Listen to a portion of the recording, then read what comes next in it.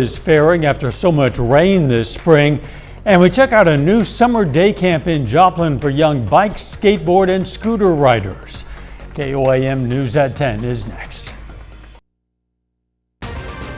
Now at 10, after recent rains, southeast Kansas wheat farmers are hopeful, but will the weather cooperate for harvest next week? Plus, storm sirens sound, but some Joplin residents say they found locked doors when they sought shelter. And a local school district breaks ground on a major parking upgrade thanks to voter-approved bond funding. The 4 states' most watched news starts now.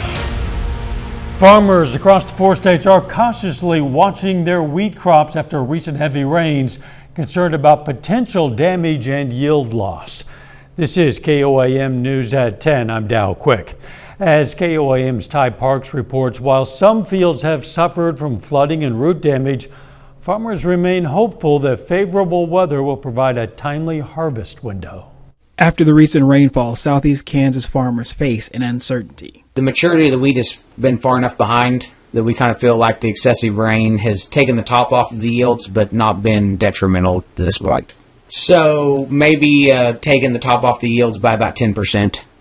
So say that soft wheat was going to be, 80 bushel soft wheat. We're probably looking at 70 bushel soft wheat at this point in time. Farmers Co-op Association Director Matt Case says farmers are looking at the overall health of the plant. So at this point, as the plants are just now maturing this week for a majority of our wheat crop, the water damage that it's had up to this point would be minimal.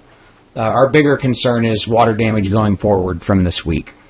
Rain is good for crops, but too much can lead to additional problems. The flooding can cause farm equipment to move slower in the fields. Another thing is all the flooding that we've had too.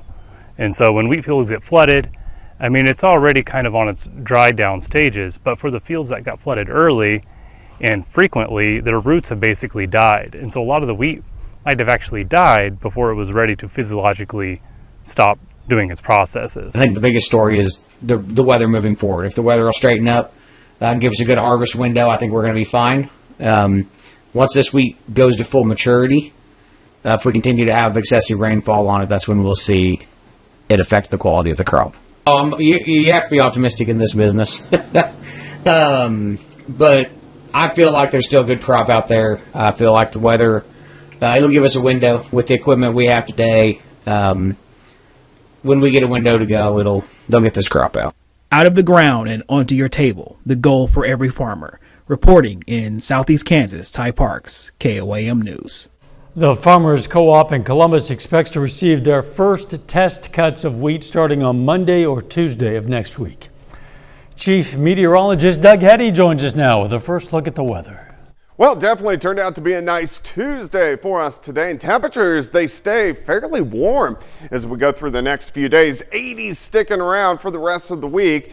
It's really feeling like summertime out there. Showers, a few thunderstorms Thursday and then into Friday. Then we stay warm once again as we go into the weekend. Then a chance for some more thunderstorms late Sunday and then into Monday of early next week. Let me show you why. There's a weak little upper level wave kind of pushing through the Central Plains. Now, it's not strong enough to really give us heavy amounts of rain and severe weather, but it will keep scattered showers and thunderstorms around on Thursday and then into Friday. Then it's going to push off toward the east, but another chance for rain moving in behind it on Sunday and Monday. Near average today, high temp of 87, but heating up even more the next few days. We'll look at that here in just a bit. Catch you soon. Some Joplin residents want to know why they weren't able to get into the city's designated storm shelters Sunday. The storm sirens wailed because of high winds, and some Joplin residents tell us they panicked when they discovered the shelters were locked. School officials have the discretion to open the shelters in those conditions, but it takes time. We have to open them, but typically we do open them when the sirens go off. It just happened so fast. We all had to make a quick decision, and like I said, we didn't have time to open our computers and get into the system to try to activate it. We were having to go in to manually do it, and in that process, our system, we were not able to access our system at that time. The district says there was a glitch in the system. However, they tell us the problem is now fixed. In addition to hail and wind, the weekend storms also came with lightning. A homeowner in Walnut Shade near Branson, Missouri says Lightning struck near his propane tank, traveled through the propane line into his home and started a fire at his furnace. After hearing the smoke detectors, he shut off the propane and was able to extinguish most of the fire before firefighters arrived. Western Taney County Battalion Chief Jeff Duckworth credits the homeowner's actions and wants this to be a reminder about practicing good fire safety. Your smoke detector's working, change your clock, change your battery. If you have a fire extinguisher in your house, make sure it's near an exit, so if you change your mind and decide not to fight fire, you can exit the house, and also make sure you know how to use it. Firefighters also want to remind you, if thunder roars, go indoors. That's because lightning can travel from 10 to 40 miles outside of a thunderstorm. Parking lots across the McDonald County, Missouri School District are getting a makeover as part of an effort to improve safety and appearance. It's part of a more than $21 million bond issue passed by voters in 2022, which has helped make other improvements, including new storm shelters and interior improvements. The paving project is estimated to cost $650,000.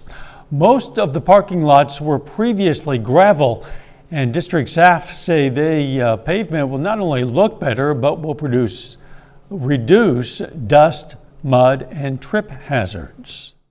People don't pay a lot of attention to the driveways, but it's a necessary need that we have for the foot traffic that we have coming through here on a day-to-day basis, as well as the automotive traffic that comes here on a day-to-day basis. School district says all parking lots that are planned for the project will be finished this summer ahead of the new school year. Special Olympics Kansas is looking for volunteers to help with this year's state games in Pittsburgh. The events are coming up on July 18th and 19th. This video is from last year's Special Olympics. Powerlifting will take place all day on the first day of the event. That'll be a Friday at Pittsburgh High School, and that night athletes will hit the dance floor for an 80s themed celebration. Then on Saturday, flag football kicks off indoors at the Plaster Center and Carney Smith Stadium. We have had this specific state event for the last 2 years. This will be our third year, and we have so many of the same volunteers that have been coming back year after year because they've built relationships and friendships with these athletes, and it's been really fun to watch. If you're interested in volunteering, you can find the link to apply as well as more information on our website. Of course, that's KOAMnewsnow.com. A potential showdown brewing between the White House and the Smithsonian. Why the world's largest museum complex is defending its independence tonight. That's coming up.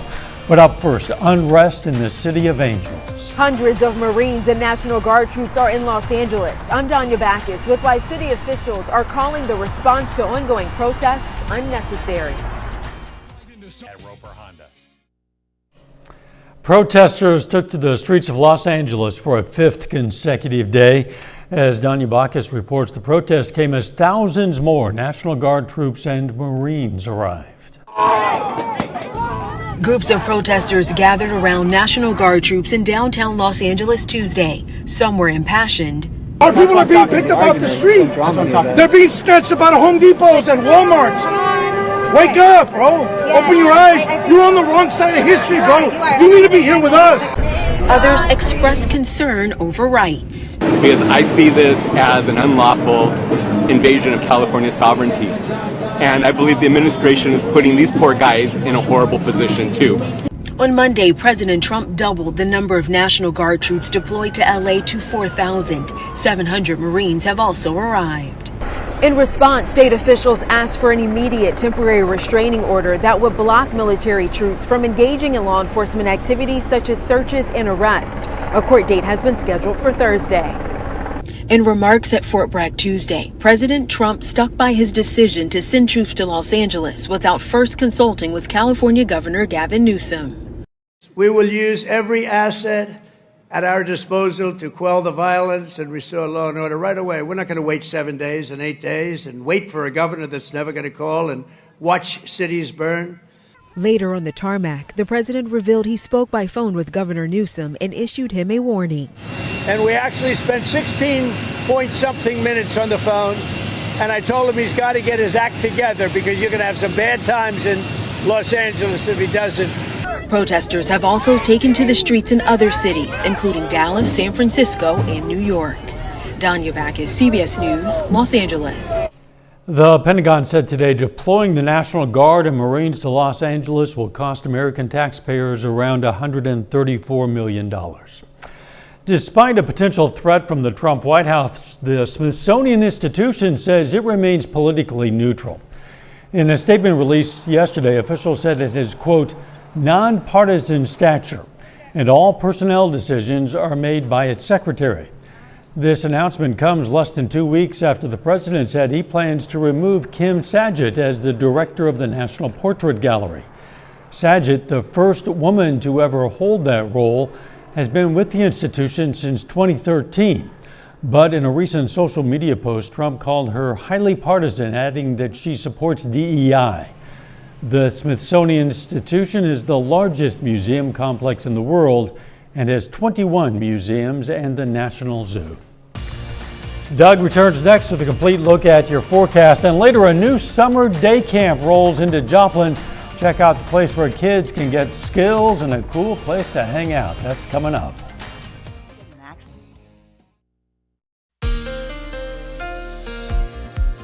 It definitely turned out to be a nice Tuesday for us today. Warm across the region. Most of us mid to upper 80s across the entire Central Plains, which is a little bit above average for this time of the year.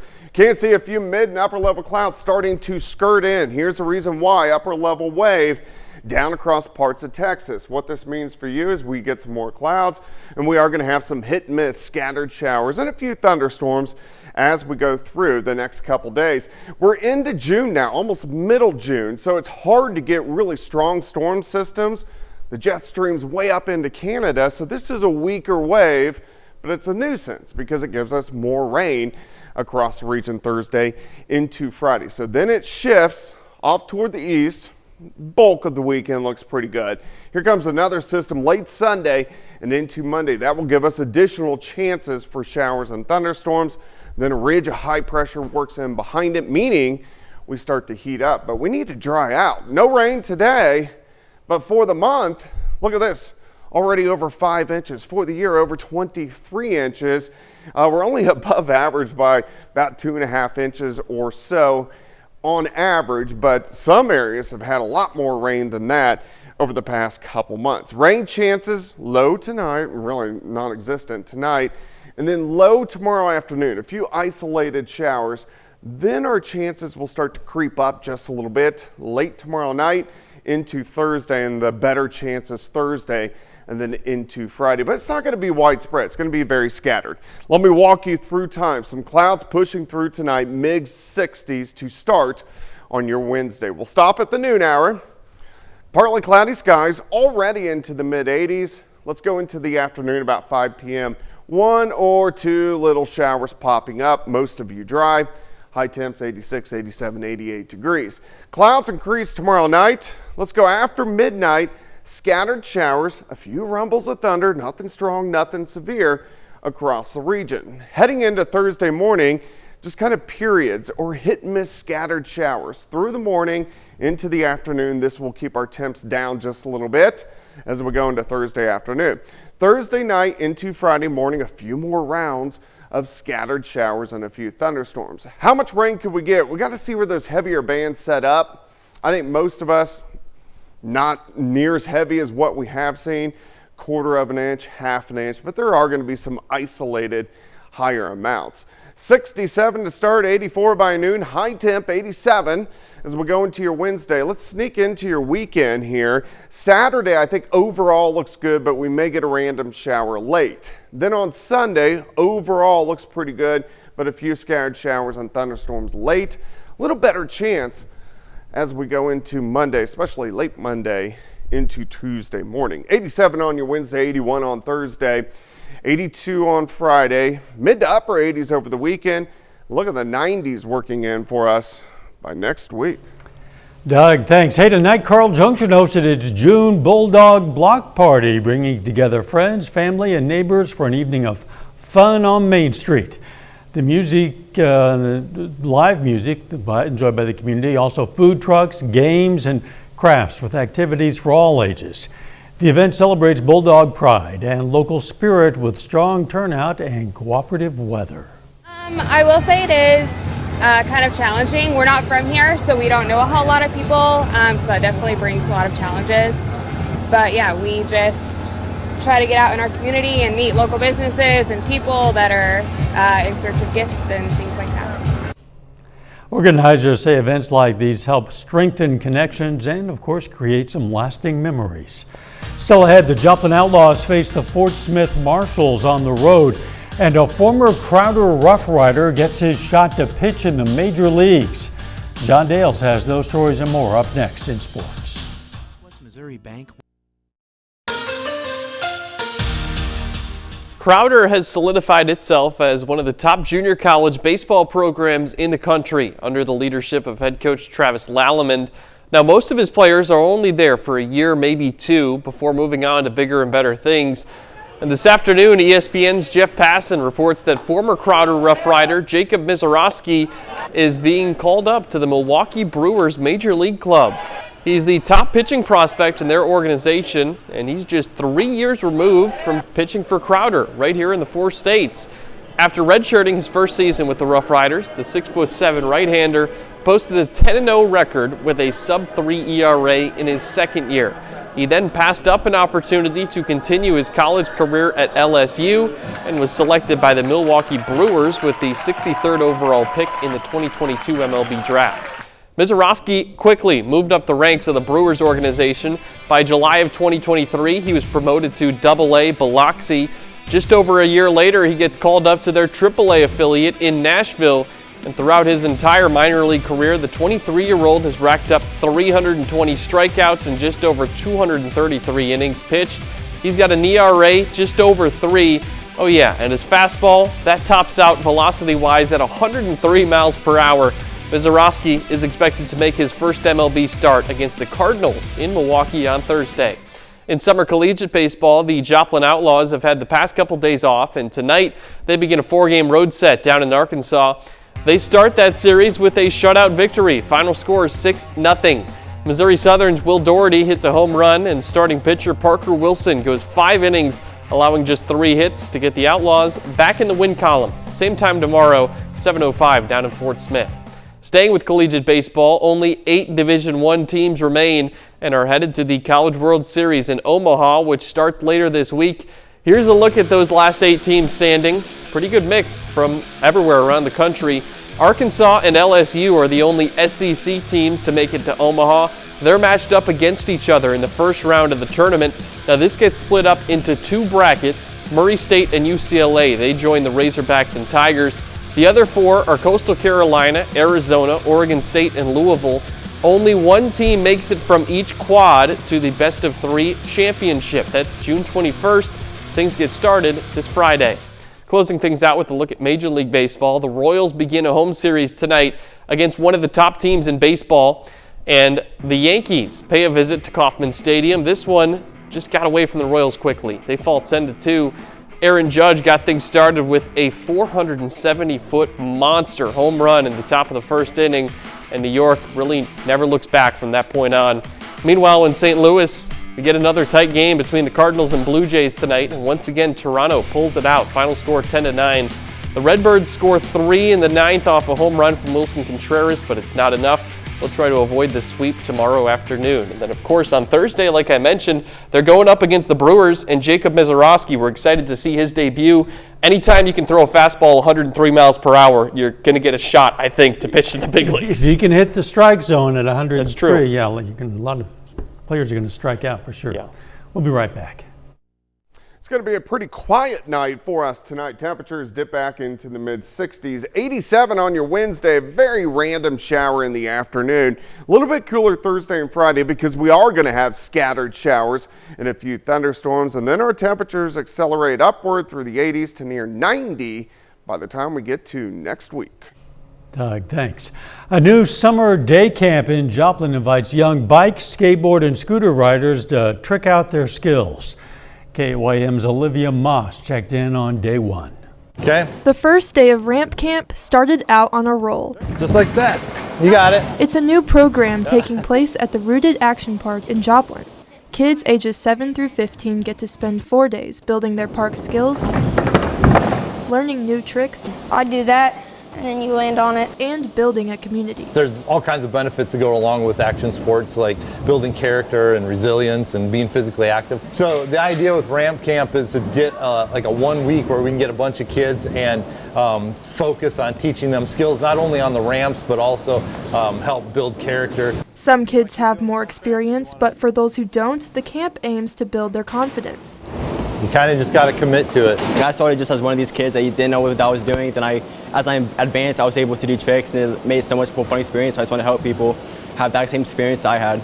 Campers can learn tricks without getting injured thanks to Rooted Action Park's airbag. It's the only one within a 500-mile radius. It feels like I got this, I can do this, like I'm not going to hurt myself. And it's not all about the tricks. Things like respect and resilience and problem solving to not only build skills out here, but also build their character. You got it, you can do it. In Joplin, I'm Olivia Moss, KOAM News. Ramp Camp will take place 4 other weeks this summer. Limited spots are available.